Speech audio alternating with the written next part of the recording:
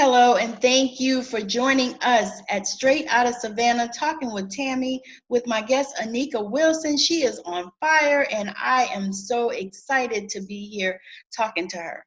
So I'm just going to let her introduce herself. Anika, tell the people who you are. Hi, everybody. My name is Anika Wilson. I am the owner of Nobody Greater LLC. I'm also the curator of Women of Impact Conference Series.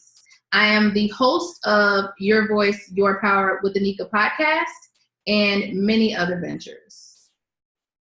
Thank you so much for joining. Thank you. I appreciate your time. And right now we want to get into it. So the first question I want to ask you is, how did you come to your journey? How did you get to that place? I mean, what were the defining moments for you? Oh, defining moments. Let's see. Well, my journey started when I was 14 with a sexual assault.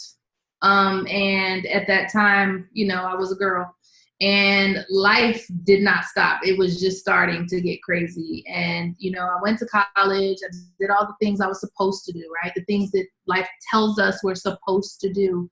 Went to college, became a correction officer, worked in law enforcement, worked in social services, had children, wound up being a single mom for many years. And I've always been a very spiritual person, but I was very angry at God for about 10 years and stuff just kept happening. And I was like, why me? I struggled with anxiety my whole life, which I did not know was PTSD from childhood exposure. It was just things compiling and compiling. But the one thing that one of my early therapists told me, she said, your IQ is what has sustained you. And so I used that as a tool, and I just kept learning and reading and going back to school and digging and trying to find out how to change the narrative. We grow up in certain households. I grew up in a single parent home. And I was very confused, angry, frustrated, as a girl trying to mold my self-esteem, my self-confidence, like all the things that develop at an early age, and then you just compile life on top of it.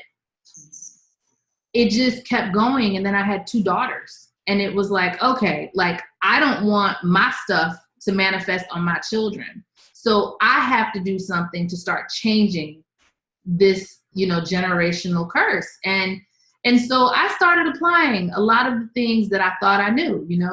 You learn things professionally, you learn things through, life, but then you also learn things through education. And so I put it all together, and around about 35 years old, it was just rough. I almost died. I had blood clots in my lungs. I was battling chronic illness, fibromyalgia, which a lot of people do not believe in. My body was failing me. I woke up one day and I couldn't walk. I had a newborn child. I had a husband that just walked out. It was just, everything was just, I didn't think it could come to a head after the other heads that had come to previously. You're like, it can't get worse. It just kept getting worse. And one day I woke up and I said, I'm not a victim. I'm a survivor. And I know way more than I should know at my age. And now I have to help other people not go through what I went through and work smarter, not harder. And in 2018, I birthed Women of Impact. I walked out of my job as a substance abuse therapist, and I started my own life coaching agency. And that was the beginning of the best part of my life. That is awesome. That is awesome. That is awesome. So in that, you even combine like your why, that was your why, all rolled up into, I got to do this, and this is something that I'm being called to do. So is that what you felt? Did you feel like you were being called to do this? Like this is so funny. I ran from my calling, boy. I was like runaway bride. I was gone. The Joseph thing, huh? Man, because my online summit is about leadership, because the thing about it is we don't choose to be leaders. You're chosen. And I ran from my calling, and I was so confused because I'm like, okay, I'm going to school to be a therapist, but I was the leader of 2 life groups in a mega church. And I was like, okay, but even when I became leaders of the life groups, I was not ready to lead. I was like, why me? God told me be obedient. And I was obedient. And every Wednesday night I sat there, and there were many days that the women weren't showing up. I was in charge of a single moms ministry and then a regular women's ministry, because a lot of women felt like they belonged in the single moms group because we had different struggles than everybody else. And these were women they were single moms who may have grown children. They just didn't fit into the family groups. And these things all shed light to me on the missing resources that are out there, on the loopholes in the systems, on the people that need help that don't get help, that don't qualify for certain things. And that was me. You know, I've been homeless. I've been through everything you can think of. And I really did not think I was called. When I thought about being called, I looked at Lisa Bevere, and I looked at Priscilla Shire, and I looked at all of these people who are ministers, you know, who appear to have it all. And I kept saying, that's not me. You know, that's not me. I even considered going to seminary school at one point, because I'm like, maybe I'm in the wrong school. Maybe I'm not going for the right things. And one day it came over me, and he said, you're custom made. And I made you just the way I did. And I gave you all the tools that you need to do what I need you to do. This is not about you. This is about you being a messenger, and I need you to be obedient. And when he told me that, I am not asked any more questions. I just do what I'm told. And I get up every day, and I take all of these tools of life, I put them on my back, and I share them with anybody who needs them. And to me, that's true obedience. And to me, it's the best job you could possibly have. Yes.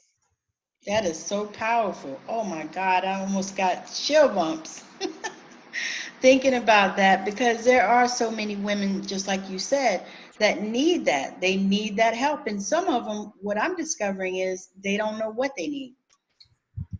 Most of us still don't. You know what I mean? Like, I have different needs. You know, one day I may need one type of thing. Another day I might need another type of thing. And that goes to show you that people aren't put in your path by accident. You know, a lot of the people used to say to me, you just befriend anybody. And I don't know, I always had the spirit that it wasn't about being better than, it wasn't about having commonalities. It wasn't about any of that. But I just knew that people cross your path for a reason. And it may not be that you need them at the very moment, but he is providing them. He works through messengers. And if you push your blessing away, then you're not going to have it when you need it. And so I let people talk about me, because they're like, oh, well, she's all over the place. You can call it whatever you want. But let me tell you something. When I need something, I have it, because I treat everybody the way that I want to be treated, and I follow what I'm told. And if you do those things, then you will never want. Yes. And it's not about the things that people seek externally. You know, they're chasing money. They're chasing dreams. They're looking to see who's doing what. They're looking over here. Did you do it like they did it? Do you know who that is? It has nothing to do with you. It has to do with what you were called to do and what your mission is. And every day that might not look the same. You got some people who can't deviate. Well, you're going to miss out. You have to just follow whatever is provided for you to work with what you got. Whether that be fish, bread, whatever it is, you got to work with what you got and stop seeking other things that don't have anything to do with your journey. Now that's my question right there. So there are a lot of people out here that are on this entrepreneurial journey. And so when you get on that journey, you know, you start out looking and trying to see who's doing what, and if somebody's doing what you're doing, or if somebody's doing it like you're doing it, or, you know, whatever. But you start trying to find somebody that's doing it, you know, possibly get some help or whatever. But then what ends up happening is you begin to veer off, especially if you are a solitaire like you. You know that the way you do it may not be the way anybody else does it, you know, and I'm finding the same thing, that the way I'm being called to do and the things that I do are different than anybody else. It's nobody else that does it like me. Yep. You know, I have to, you know, trust in that I'm being guided in the way that I'm being guided. However, when you start looking up and you start getting what's that thing? Shiny object. You look up and you see something, you say, oh, well, maybe I can integrate that in my stuff, or maybe I can do that, or maybe I can, you know, how do you escape that? How do you help people to, you know, just say no? I'm excellent at helping people say no. I am horrible at doing it myself. And I say that because the first year or so of my business, I got so distracted because I didn't really know what I was doing. And every time I saw something, I tried to apply it to mine and it didn't work. And that's how I learned that what's out there for everybody else is not meant for you. And I have to stay true to that. I'm even to the point now where I won't even open Facebook or Instagram and things like that when I'm trying to get work done, because when I'm not working, my content and my mission, it comes to me. And I've learned that you have to learn what you need, and you have to take everything that's out there, and you have to control your time and your energy and what you make available to you, because you have control over people's access to you and people's access to your mind. And that's the one thing that I learned. I just transitioned to an island. And so I literally did not allow information in for months. And today was the first day I opened up emails, because when I'm trying to make life decisions or I'm trying to make content, I don't want anything to influence my energy.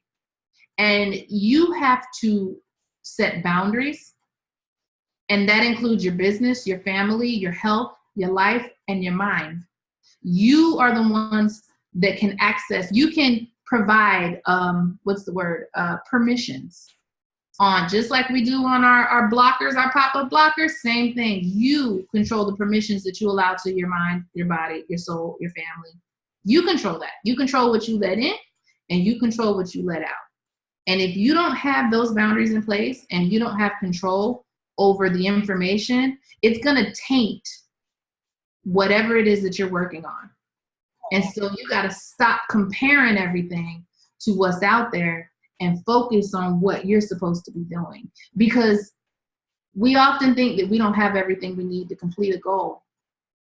It wouldn't be put on your heart if you didn't. And we're seeking, a certification or a letter or, letters, or whatever behind our names. And it has nothing to do with who you are. And so to your point, these little, those rabbit holes, they will get you, and you will lose months in your business. And another thing, sitting there and saying it's not the right time, or I can't do that yet, you'll never do it. Because I'm going to tell you a secret. You're never prepared to have kids. You're never prepared to get married. You're never prepared to graduate. You're never prepared to lead a nest. You're never prepared to quit your job. There's never a good time. That is called procrastination and insecurity. And if you let those things in, you done lost your dream. That is profound. That's profound. Say it again. What? Procrastination and what did I say? I said you done lost your dream. Lose your dream. You will, and you'll never get it back. Because it's funny, when you're an entrepreneur and you're creating things, you don't get the same thing twice. It's like you better grab it when it comes, because otherwise it's going to be gone. That's right. Especially, oh Lord. Yeah, you said a mouthful, especially because I noticed that, when I get things, I have to write them down right then. Mm-hmm. Right then. And if I don't, especially if I get in a dream. Oh, yeah. It's the weirdest thing. It's like you remember the dream as soon as you wake up, but as soon as you get up, you done forgot it if you didn't write it down. That's right. And I tell everybody, put a notepad next to your bed. Like, people joke on me. My husband can't stand that I have pads and stuff everywhere. I have multiple notebooks. And you can't have too many, because when you are a true creative, you have to do those things. Please. All right. You gotta go. Okay, so we're gonna start shutting it down, I think, right? So in closing, what would be the thing that you would say to someone who is ready, or who thinks that they're ready to embark on the entrepreneurial dream? I would say find like-minded individuals and grab a hold and hold on tight, because you're going to need support and nobody else is going to understand. Not your spouse, not your kids, not your boss, Nobody's going to understand it. And so you have to find people who can relate to what you're trying to do. You find somebody ahead of you, you find somebody parallel to you, and you find somebody behind you to look to you. And as long as you do that, you will be fine. Be open to receive resources and never be afraid to ask for help. That is the key that most people fail, because people are too prideful to ask for help, but everybody needs help. That's powerful. I mean, that is, oh my God, that is powerful, because people don't realize that it's so important. The people that you surround yourself with, the people that you are, that you talk to, that you bounce things off of. Mm-hmm. And there, because I have people that I talk to probably more regularly than some of my family, but it's because we are in similar places as far as our journey in this thing. And also, we kind of grew up together, because we started with our Reiki class, and all the way through our Reiki master and all that stuff. And I don't do Reiki, but I still do energy work. Mm-hmm. So, but and so you can talk to these people, and you can say, hey, I'm going through this, or this is going on with me, or this is happening. It's not, this is new, or whatever. Mm-hmm. You talk to your family, and they be like, say what? Is that God? Mm-hmm. Mm-hmm. Mm-hmm. Did you talk to God about that? Did he say you can do that? Right? That is very true. But the thing about it is that when you have that validation from the people who can see you, I mean, truly see you, that's all you need. A lot of the women who I connect with since I started my journey, I'm closer to than people who have known me their whole lives. And it's funny because a lot of people don't know this Nika. This Nika is a different Nika. And if you know her, I'm proud of her. That other Nika, she was a work in progress, which is all of us. Exactly. But this one has been stamped and verified, and she's awesome. I was gonna say she's a bad broad, in my opinion. Thank you. Yeah. She scares me sometimes because I'm like, who is that? But I tell people, just get there, because it's not about ego, arrogance, none of that. It's about being comfortable in your own skin. And when you're comfortable with who you are and whose you are, you don't need nothing else. No, you don't. And the thing is it's like you have to walk into that, though. It's like, as people are in this world awakening, they have to begin to walk into that. Yeah. It's like, for me, I mean, I turned 50 last year, and I am so excited, because I feel like, I mean, Unstoppable. what nobody thinks. Yeah. That's where I am, because I feel like I made it, and I made it here. I raised freaking kids that are, doing well, doing themselves, doing them, being who they got to be. And you know what? And now it's just me and my husband. And you earned it. I'm like, shit, I did it. Yep. All those years. And see, now it's like, okay, now it's time to step into who I am and who I've always been. You know what I mean? It's that evolution. It's like we start off like this little bud. I tell everybody we're like caterpillars, and we go to this cocoon and it looks real ugly, y'all. Like, y'all ever seen one of them things like in 4th grade when we had that thing hanging from the jar and that thing was like, ooh. Some of us, that cocoon was a year, some was 5, some was 10, and some was a couple decades. But it doesn't matter, because once that thing buds and it turns into a beautiful butterfly, a lot of people, they got their wings, but they still not flying. And you just got to let yourself fly. And that freedom of just being who you are and working, I mean, living your mission, living your passion, living your freedom, like being free of the pain and the trauma and all the adversity, and not being afraid of what's to come, no matter if it's good or bad, and knowing that you can deal with it and get through it, and walk in with your head held high and not apologizing for who you are today. That's everything. What I said, preach. Everything. That is what's up. That is so powerful. So just let the people know where they can find you. Well, you can find me at nobodygreaterinc.com or my newest venture, A Woman's Oasis. A woman's world, an online oasis of restoration. That is a woman's world, OA.com. And my amazing conference series is Women of Impact, CS.com. You can find me in any of those projects, or you can find my podcast. Just ask Siri or Alexa to listen to Your Voice, Your Power with Anika. And you can Google Nobody Greater LLC or Anika Wilson, and you should be able to find me. I'd love to hear from you, good or bad. Just let me know. That is so powerful, and that's awesome. Okay, and I'll also put her details and stuff in the comments. That way you can find her if you need to reach her. She is such a powerful young lady, and I have had the pleasure to speak to her. It's been so amazing, just like every single other podcast that I do straight out of Savannah, talking with Tammi. And we're going to end this thing right here. And thank you so much for watching, and let us know that you've watched, and reach out to Anika, reach out to myself anytime. And thank you so much for joining. Bye now.